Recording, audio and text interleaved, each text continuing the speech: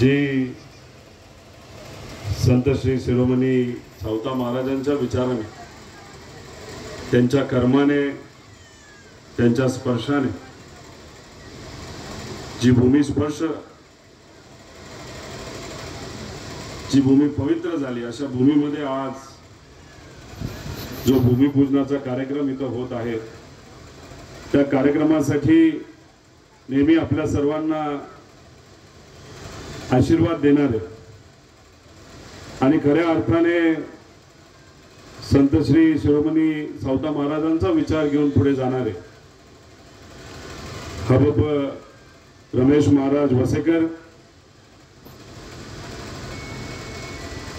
जसं मगाशी बापूंनी सांगितलं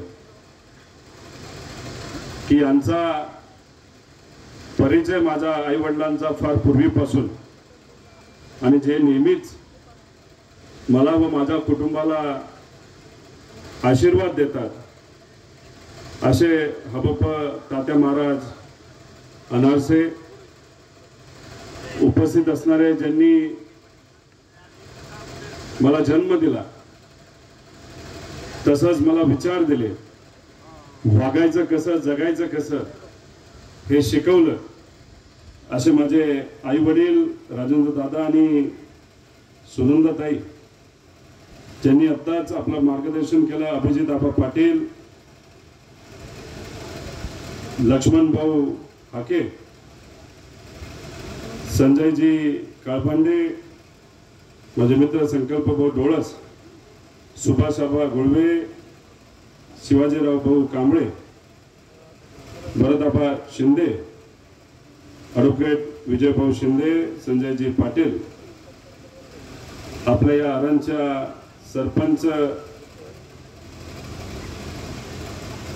सुरत्नप्रभाताई ताकतोंडे, उपसरपंच वसंत भाऊ, उपस्थित असणारे नितीन बापू कापसे, बाळासाहेबजी पाटील, रमेश भाऊ बारसकर, अतुल भाऊ क्षीरसागर, डॉक्टर योगेशजी रणदिवे, विजय भाऊ, तसंच विनोदजी खुपसे, इथं उपस्थित असणारे हबप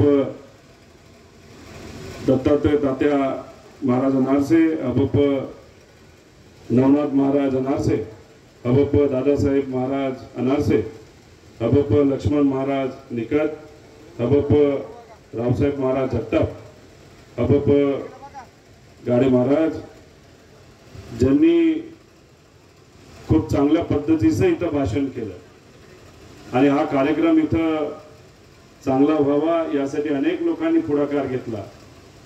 त्याच्यामध्ये प्रमुख पुढाकार ज्यांनी घेतला असे नामदेव बापू राऊत, विशालजी मेहत्रे, अनेक दिवस जे संपर्कात अनारसे महाराजांच्या आणि वसेकर महाराजांच्या राहतात आणि इथं जर कुठली काय कमतरता असेल तर नेहमी आम्हाला सांगतात, असे सचिनजी सोनमाळी, अनिल भाऊ अनारसे, पूजाताई सूर्यवंशी, प्रीतीताई जेवरे, शंकर भाऊ गदादे, रमेशजी केतमळस, डॉक्टर पंजरनाथ भाऊ गोरे, अंगद भाऊ रुपनूर, रघुआबा काळदाते, प्रभुताता केतमळस, रामचंद्र भाऊ भोसले, संतोष अप्पा मेत्रे, देवीदास भाऊ करात, माऊली भाऊ सायकर, ज्यांचा सुद्धा सहभाग खूप चांगला आहे, बाळासाहेबजी सपकाळ, भानुदास भाऊ गाडीसर, तसेच हरिभाऊ बेलेकर, रमेशजी गिरमे, रामदास भाऊ राऊत, श्रीकांत भाऊ लोखंडे, अजिनाथजी निमोनकर, अनिल भाऊ भिसे, रामहरी भाऊ गोपाळगरे, प्रशांतजी राळेबाग, तसंच दशरथ भाऊ निमोनकर, भानुदास भाऊ बोराटे, अमोलजी गिरमे, नितीनजी ससाने, दीपकजी पाटील, शरद भाऊ शिंदे, प्रमोदजी कोले, सावता भाऊ हजारे, अशोक भाऊ उगले, अशोकजी पथारे, दीपक यादव, मंगेश शिंदे, यादी फार मोठी आहे. सर्वच मान्यवर पदाधिकारी, सामाजिक कार्यकर्ते, विविध संघटनेचे सर्व कार्यकर्ते, उपस्थित असणारे सर्व या गावचे सदस्य, ग्रामस्थ, पत्रकार, इथं उपस्थित असणारे ज्यांच्यामुळे माझ्या या महाराष्ट्रामध्ये माझी ओळख बनली, ज्यांनी मला आशीर्वाद दिला आणि हा संघर्ष करण्याची जी ताकद ज्यांच्यामुळे मिळाली, असे माझ्या मतदारसंघातले सर्व नागरिक, इतरही तालुक्यातून, जिल्ह्यातून, या महाराष्ट्रातून उपस्थित असणारे सर्व भक्त बंधू आणि भगिनींनो, या भूमीमध्ये जेव्हा जेव्हा मी आलेलो आहे तेव्हा मला प्रेरणाच मिळालेली आहे. महाराष्ट्र ही संतांची भूमी. आपल्या या महाराष्ट्रामध्ये संतांचे विचार आहेत, म्हणून खऱ्या अर्थाने महाराष्ट्राचा विकास हा झालेला आहे. अनेक लोक म्हणतात फक्त राज्यकर्त्यांमुळेच विकास होतो. माझं व्यक्तिगत मत आहे, कुठल्याही राज्याचा, परिसराचा विकास हा फक्त राज्यकर्त्यांमुळे होतो असा नाही. तिथे असणाऱ्या लोकांमुळे होतो आणि तिथे असणाऱ्या विचारांमुळे होतो. आणि आपल्या या महाराष्ट्रामध्ये जी खरी ताकद आहे ती संतांच्या विचाराची ताकद आहे. जे महापुरुष होऊन गेले, त्यांचे विचार, त्यांचा त्याग याची ताकद या महाराष्ट्रामध्ये असल्यामुळे आज जी काही प्रगती झालेली आहे ती चांगल्या विचारामुळे झालेली आहे. त्यामुळे हा विचार टिकावा, जपावा यासाठी आपल्या सर्वांनाच प्रयत्न हे करावे लागतील. संतांनी आपल्याला काय दिलं तर आपल्याला विचार दिला. कुठला विचार दिला तर भक्तिभावाचा विचार दिला, बंधुभावाचा विचार दिला, समता, एकता. आणि या विचाराने एकत्रित राहून कुठलाही भेदभाव न करता आपल्या कुटुंबाचा, आपल्या परिसराचा विकास व्हावा असा विचार हा आपल्या संतांकडनं आणि वारकरी संप्रदायाकडनं आपल्या सर्वांना मिळालेला आहे. आपल्याला एक भक्तीचा मार्ग हा दाखवलाय आणि सगळ्यात महत्वाचं म्हणजे एक चांगला दृष्टिकोन ज्याच्यामध्ये माणुसकी ही जपली पाहिजे. कारण का नेहमी आपण सर्वांनी कीर्तनामध्ये ऐकलं असेल की परमेश्वर हा खऱ्या अर्थाने लोकांच्या मनामध्ये असतो. परमेश्वर हा माणसांच्या माध्यमातून सातत्याने जन्म घेत असतो. त्यामुळे माणसांची काळजी घेणे, त्यांना सहकार्य करणं, जसं लहानपणीपासून आपण सर्वांनी ऐकलेलं आहे की एखादा तहानलेला जर आपल्या घरापाशी आला तो कोण कुठल्या विचाराचा हे न बघता पाणी देणं ही आपल्या सर्वांची जबाबदारी आहे. एखादा भुकेजला जर आपल्याकडे आला तर सहजपणे मदत करणे, त्यांना जेवण देणं, भोजन देणं ही आपल्या सर्वांची परंपरा आहे. आणि ती परंपरा खऱ्या अर्थाने आपल्या सर्वांना संतांनी दिलेली आहे आणि ते जपणं आपल्या सर्वांसाठी अतिशय महत्वाचं आहे. तुमच्यातले अनेक जण वारीला जात असतात. वारीला तुम्ही गेल्यानंतर तिथं जर बघितलं तर वारीमध्ये कुठल्याही प्रकारचा भेदभाव नसतो.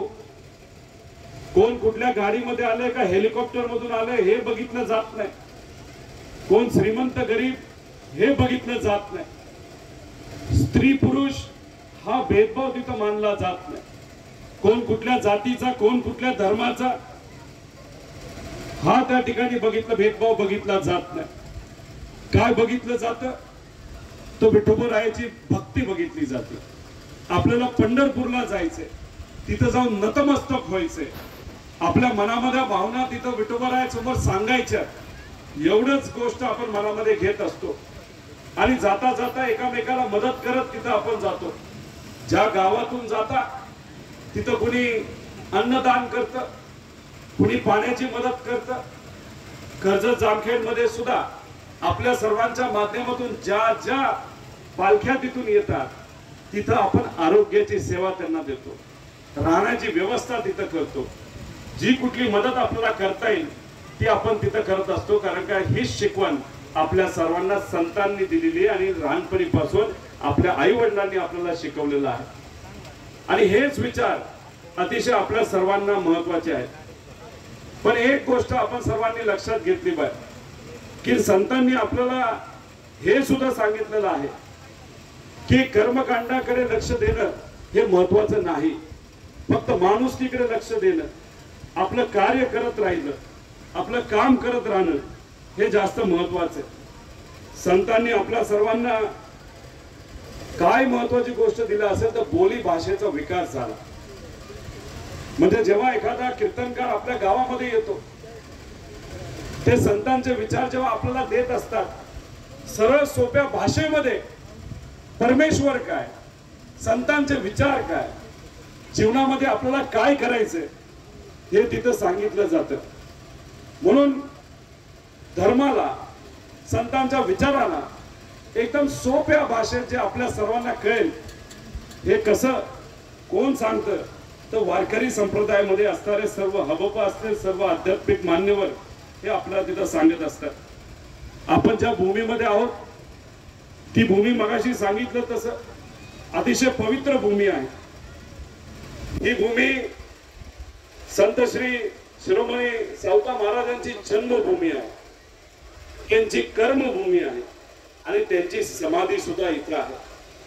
त्यामुळे लहानपणीपासून जेव्हा केव्हा मी इथं आलेलो आहे तेव्हा मला प्रेरणाच मिळालेली आहे। महाराष्ट्रामध्ये कुठेही गेलो तर तिथं असलेल्या संत पीठाला मी नक्कीच जातो आणि माझ्या जीवनामध्ये बरं वाईट काही झालं तरी प्रेरणा घ्यायला मी कुठं जातो तर मी पांडुरंगाचं दर्शन घेण्यासाठी, विठोबारायाचं दर्शन घेण्यासाठी पंढरपूरला आल्याशिवाय कधी तिथं दुसरे कुठलीही गोष्ट सामोरे जायला मी तयार नसतो।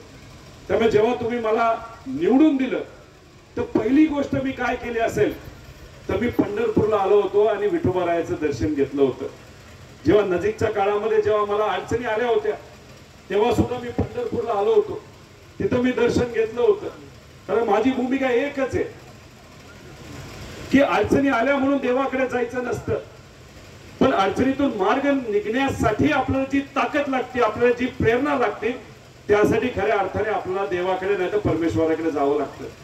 तर आज ज्या काही अडचणी आमच्यावर येतात तेव्हा आम्ही प्रेरणा घेण्यासाठी पंढरपूरला जातो, संत पीठाला जातो, जसं इथं आलेलो आहे आणि मनामध्ये एकच गोष्ट ठेवतो की अडचणीतून मार्ग निघेल, कारण आपला विचार सरळ आहे, आपला विचार प्रामाणिक आहे। पण ज्या लोकांनी अडचणीत आणलं त्या लोकांसमोर लढणं, त्यांच्याकडे कितीही बलाढ्य शक्ती असली त्यांच्या विरोधात लढण्याची प्रेरणा ही आपल्याला इथून मिळावं, यासाठी खरं तर आपण इथे येत असतो। त्यामुळे इथं येऊन आपण खऱ्या अर्थाने महाराजांची शिकवण ही घेतली पाहिजे। कर्मकांडांपासून दूर राहत माणुसकीला महत्व हे देणं फार महत्वाचं आहे। शिरोमणी सावता महाराज कधीही देवळात गेले नाही, त्यांनी जे कार्य करत राहिले, शेती करत राहिले, ते प्रामाणिक पद्धतीने करत राहिले। तिथं काम करत असताना देवाला स्मरण करणं हे ते करत राहिले आणि त्यांच्या भक्तीमध्ये इतकी मोठी ताकद होती की पांडुरंग राया त्यांना भेटण्यासाठी इथं ते आले। सहसा आपण जर बघितलं तर सर्व ज्या पालख्या आहेत त्या पंढरपूरला जातात, पण इथं विठोबाराया भेटण्यासाठी खास शिरोमणी सावता महाराजांना येतात। एवढी त्यांच्या भक्तीमध्ये ताकद होती आणि हीच भक्ती म्हणजे कुठलं तुम्ही काम करत असाल, शेती करत असाल तर चांगली केली पाहिजे, राजकारण करत असाल तर चांगलं केलं पाहिजे, समाजकारण करत असाल तर चांगलं केलं पाहिजे, व्यवसाय करत असाल तर चांगलं केलं पाहिजे। काही लोक करतात एक, दाखवतात वेगळं। त्यापेक्षा मला असं वाटतं की जे प्रामाणिक पद्धतीने आपण करत असतो ते जास्त महत्वाचं असतं आणि त्याच पद्धतीने आपण कार्य करत राहिलो तर आशीर्वाद हा आपल्या सर्वांना संतांचा, देवाचा हा मिळाल्याशिवाय राहणार नाही। आपण जर बघितलं तर याच्यामध्ये सावता महाराज आपल्याला काय सांगतात की आपण कोणत्या कुळात, कोणाच्या घरात जन्मला याचं हे आपल्या हातात नसतं, मात्र जिथे आपण आहात तिथून आपण मनस्वी व देवाची जर पूजा केली, सेवा केली तर आपण नक्कीच आपल्याला परमेश्वर हा पावत असतो। तसंच आपण कर्म करताना कोणत्याही प्रकारची तक्रार न करता आपल्या वाटायला जे बरं वाईट होईल ते आपण सोसावं, कुठेही कोणावर आपण ढकलून चालणार नाही की आमचं बाईक ह्याच्यामुळे झालं त्याच्यामुळे झालं. हे विचार हे आमच्या सर्वांसाठी जास्त महत्वाचे आहे. आणि सगळ्यात महत्वाचं म्हणजे अहंकार मनामध्ये ठेवून चालत नाही. आणि अशा पद्धतीने आपण कार्य करत राहिलो तर नक्कीच आपल्याला एक वेगळी प्रेरणा मिळेल. खरं तर गेल्या वेळेस जेव्हा मी इथं आलो होतो तेव्हा वसेकर महाराजांना मी एक शब्द दिला होता की आपण इथं वारकरी ध्वज तुमच्या सर्वांच्या आशीर्वादाने माझ्या कर्जत जामखेडच्या जनतेच्या प्रयत्नातून इथं सेवा म्हणून जो आपण उभा केलेला आहे, काही महिन्यातच इथं परत एकदा कर्जत जामखेडचे नागरिक, महाराष्ट्राचे नागरिक इथं येऊन आपल्या मनामध्ये जी गोष्ट होती की इथं एक चांगलं असं भक्त निवास असावं, ते खऱ्या अर्थाने इथं कोणामुळे होत असेल तर या लोकांमुळे होऊ शकतं, महाराष्ट्राच्या जनतेमुळे होऊ शकतं, एका चांगल्या विचारामुळे होऊ शकतं. त्यामुळे आज इथं त्याचं भूमिपूजन होतंय. त्याचा आनंद जेवढा तुम्हाला आहे तेवढा आम्हाला सुद्धा आहे. अनेक लोक म्हणतात की हे भक्त निवास रोहित पवार करतोय. मी एक आपल्या सर्वांना सांगतो, आपण फक्त माध्यम असतो, आपण हे कधी करत नसतो. कुणीतरी आपल्या माध्यमातून करून घेत असतं आणि ती जी शक्ती आहे ती फार पवित्र शक्ती आहे आणि त्या शक्तीच्या मुळेच हे कार्य आज इथं आपल्या सर्वांच्या हस्ते इथं होत आहे. ही गोष्ट आपण सर्वांनी मनामध्ये ठेवली पाहिजे. कुठलीही गोष्ट स्वार्थासाठी करून चालत नसते. आपण जर स्वार्थ पुढे आणला तर कोणाचंही भलं होत नसतं. त्यामुळे जे जे लोक स्वार्थाच्या नादी लागले ते हळूहळू संपले. ज्या लोकांनी लोकांचा विचार मनामध्ये ठेवा, प्रामाणिक पद्धतीने ज्यांनी कार्य केलं तेच पुढे जाऊ शकले. त्यामुळे मला आपल्या सर्वांना विनंती करायची की आपण सुद्धा येत्या काळामध्ये या संस्थेला आपापल्या पद्धतीने जर मदत केली तर नक्कीच त्याचा फायदा या संस्थेला होईल. काही लोक बोलत असताना ते म्हणाले हे भक्त निवास हे माझ्या संस्थेवर असणार आहे, अजिबात नाही. काही लोकांनी मला प्रस्ताव दिला की दादा इथं तुम्हीच जमीन घ्या, तुम्हीच भक्त निवास बांधा, तुम्हीच त्याचे ट्रस्टी बना, तुमच्याच मालकीचं ते ठेवा आणि मग जर उद्या कुणी इथं आलं तर तुम्हाला फोन केल्याशिवाय इथं कोणालाही जागा मिळाली नाही पाहिजे. मी त्या व्यक्तीला सांगितलं बाबांनो, संतांनी हे आपल्याला शिकवलं नाही, हे चांगले विचार नाही, हे स्वार्थी विचार झाले. त्यामुळे महाराज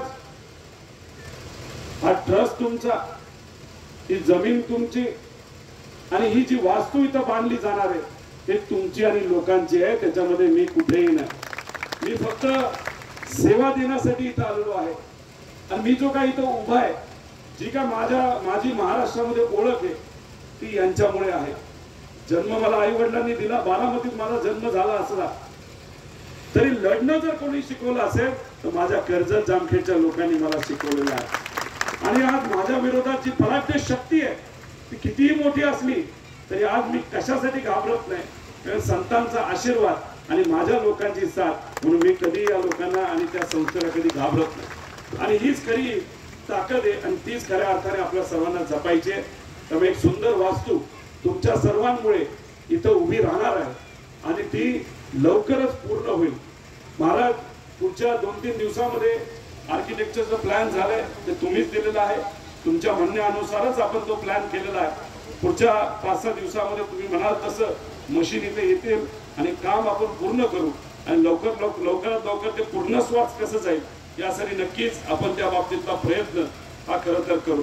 याच्याच बरोबर मगाशी बापू बोलत असताना त्यांनी सांगितलं की आपल्याला नायगावला सुद्धा काय ना काहीतरी करायचं.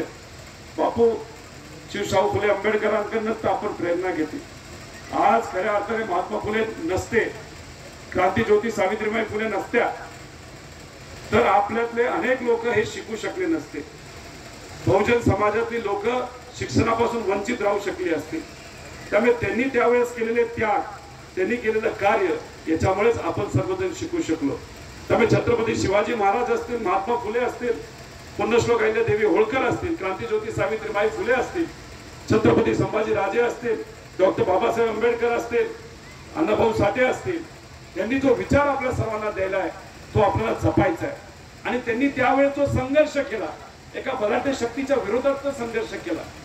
ज्यावेळेस जे प्रास्ताविक लोक असतील त्यांना अडचणी आणण्याचा प्रयत्न केला, पण त्या प्रास्ताविक लोकांच्या विरोधात सामान्य लोकांसाठी त्या लोकांनी महापुरुषांनी संघर्ष केला म्हणून आज चांगले दिवस आपल्या सर्वांना बघायला मिळतात। संतांच्या बाबतीत सुद्धा तुमच्या सगळ्यांचा अभ्यास जर चांगला असेल तर त्याच्यामध्ये तुम्हाला एक गोष्ट जाणवेल की संतांचं जीवन सुद्धा सोपं नव्हतं, साधं नव्हतं। त्यांना सुद्धा अनेक लोकांनी त्रास दिला, त्यांना सुद्धा संतांना संघर्ष करावा लागला, पण लोकांची साथ आणि चांगला विचार असल्यामुळे त्या संघर्षाला यश आलं। आणि ते यश त्यांना व्यक्तिगत जीवनामध्ये स्वतःला आणि स्वतःच्या परिवाराला नाही आलं, तर ते यश कोणासाठी आलं असेल तर ते सामान्य लोकांसाठी खरं तर आलं। आणि हाच विचार आपल्या सर्वांना जपायचा। खरं तर मगाशी बापूंनी सांगत असताना उठता उठता त्यांनी मला सांगितलं की आपल्याला भारतरत्नाच्या बाबतीत तुम्ही मुद्दा काढला।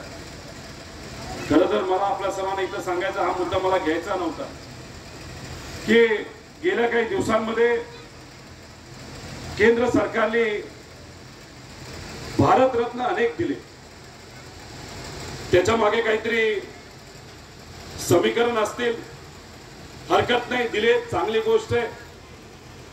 त्या सर्व लोकांनी केलेलं कार्य हे खूप मोठं होतं, पण आता लोकसभा डोळ्यासमोर ठेवून तुम्ही हे भारतरत्न दिलं का काय आम्हाला माहित नाही, पण खऱ्या अर्थाने तुम्हाला भारतरत्न जर जायचं होतं, ज्यांना दिलं त्याचं स्वागत आहे। तर मग आपल्याला महात्मा फुलेंना सुद्धा तिथं भारतरत्न द्यायचंय, त्यासाठी आपण सर्वजण प्रयत्न करतोय। क्रांतीज्योती सावित्रीबाई फुलेंना सुद्धा भारतरत्न देण्याची जरूरत आहे। अण्णाभाऊ साठेंना आपल्याला भारतरत्न देण्यासाठी आपण सगळ्यांनी प्रयत्न केलेले आहेत। त्याच्याच बरोबर आपण जर बघितलं तर रयत संस्था ज्यांच्यामुळे सुरू झाली आहे, ज्यांच्यामुळे बहुजन समाज शिकू शकला, कर्मवीर भाऊराव अण्णांना सुद्धा भारतरत्न दिलं जावं यासाठी आपण सर्वजण प्रयत्न करत आहोत। मग आता जर तुम्ही घाई गडबडीने काही लोकांना दिले असते, त्याचं स्वागत आम्ही करत असताना या महापुरुषांना द्यायला काय हरकत आहे, आता ती देता आली असती। ती अनेक वर्षांपासूनची जी मागणी आहे, पण नाही, यासाठी दुर्दैव केंद्र सरकारला सुद्धा हे कळलं नाही। आणि दुर्दैव अजून एक असं, ज्या भूमीने आपल्या सर्वांना संस्कार दिले त्या भूमीचं आज प्रतिनिधित्व करणारे अनेक नेते, काही प्रतिगामी विचाराचे, काही पुरोगामी विचाराबरोबर होते, पण पुरोगामी विचार सुद्धा आता प्रतिगामी विचाराबरोबर ते गेलेले आहेत। त्यांनी सुद्धा पूर्वी मागणी केली होती, मग आज या सगळ्यांनी ट्रिपल इंजिन सरकारने जर मागणी केली असती तर या महापुरुषांना सुद्धा आपल्याला आज खऱ्या अर्थाने तिथं भारतरत्न देता आलं असतं। पण दुर्दैव असं, सत्तेत असणारे लोक हे कधीही विचाराला ताकद देत नाहीत असं कुठेतरी जाणवायला लागलंय। आणि मग इथून कुठेही प्रस्ताव न गेल्यामुळे, पाठपुरावा न झाल्यामुळे आता संधी असताना सुद्धा आपल्याला भारतरत्न या थोर व्यक्तींना देता आलं नाही। पण मला विश्वास आहे येत्या काळामध्ये सामान्य लोकांचं राज्य, स्वराज्य ज्या पद्धतीने सामान्य लोकांचं होतं तसंच स्वराज्य पुनश्च एकदा तुमच्या सर्वांच्या हिमतीने आपल्या या देशामध्ये आणि महाराष्ट्रामध्ये येईल। आणि पहिलं काम कुठलं करायचं असेल तर हे भारतरत्न ज्यांना मिळायला पाहिजे होतं त्यांना ते मिळालंच पाहिजे, यासाठी आपल्या सगळ्यांना प्रयत्न करायचे। आज एवढा उशीर होऊन सुद्धा तुम्ही एवढ्या मोठ्या संख्येने आलात, ऊन असताना सुद्धा इथं उपस्थित राहिलात, त्यासाठी मी मनापासून आपल्या सर्वांचे आभार व्यक्त करतो। महाराज आता आपल्या सर्वांना मार्गदर्शन आणि आशीर्वाद देणार आहेत। त्यानंतर इथं प्रसादाची सोय केलेली आहे, त्यामुळे प्रसाद घेतल्याशिवाय कुणी जाऊ नये। आणि आता महाराज आपल्या सर्वांना मार्गदर्शन करणार आहेत, त्यामुळे महाराज जोपर्यंत मार्गदर्शन करत नाहीत, मी फक्त त्यांचा एक सेवक म्हणून, नाहीतर त्यांचा एक भक्त म्हणून, संत सावता महाराजांचा एक भक्त म्हणून, सर्व संतांचा एक भक्त म्हणून मी आपल्याला विनंती करेन की जोपर्यंत महाराज बोलत नाही तोपर्यंत कुणी उठू नये। तरी सुद्धा आपण मोठ्या संख्येने आलात, त्यासाठी आपल्या सर्वांचा मी मनापासून आभार व्यक्त करतो। आणि ही मोठी अशी आपल्या सर्वांची ही वास्तू लवकरच इथं उभी राहील आणि पुढच्या काही दिवसांमध्येच हे सुरू होईल। आणि तुम्ही जेव्हा इथं याल तिथं राहण्याची व्यवस्था ही आपल्या सर्वांसाठी योग्य अशी होईल असा विश्वास इथं व्यक्त करतो आणि आपल्या सर्वांची रजा घेतो। रामकृष्ण हरी। एकदा जोरदार टाळ्यांचा प्रचंड गजर आदरणीय दादांसाठी करूया। खरं तर असं म्हटलं जातं की पाण्यामध्ये जर भक्ती मिसळली तर